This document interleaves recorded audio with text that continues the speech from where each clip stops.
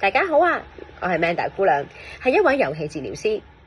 遊戲治療咧係一種同小朋友工作進行輔導嘅方法啦。其實小朋友咧會進入到我哋特別設計嘅遊戲室裏邊，透過遊戲啊、玩具呢啲作為媒介，佢表達佢哋自己嘅想法，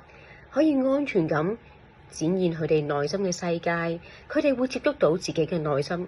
自己嘅感受，體會佢哋自己嘅能力。從而咧就幫助佢哋培育佢哋嘅情緒智商啊，佢哋嘅自尊感、能力感同埋自控能力。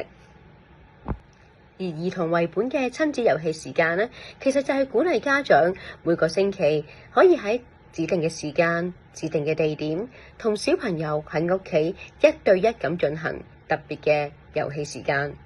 呢個遊戲時間大約講緊係30分鐘啦。家長咧會有3個原則，就係不主導、不教導、不發問同埋不鼓勵㗎。喺呢3個原則底下，家長唔係靜靜咁坐響度，而係透過一啲嘅遊戲治療嘅方法技巧，佢同小朋友建立更加深厚嘅親子關係，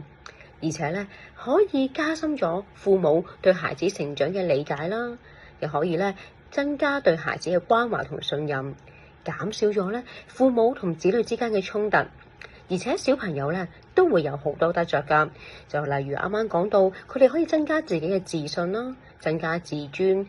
明白到自己嘅能力，而且可以增加佢哋嘅同理心。父母係孩子一生裏邊最重要嘅人，父母比其他人係更了解自己嘅小朋友。所以幾乎所有父母都係可以學習呢一個嘅方法，佢同自己小朋友相處啦，而可以幫助自己增加對小朋友嘅了解之外亦都可以促進親子關係。咁乜嘢人需要親子遊戲治療，又或者點樣嘅小朋友需要呢？其實大家只要想關心小朋友，建立大家嘅親子關係都可以用上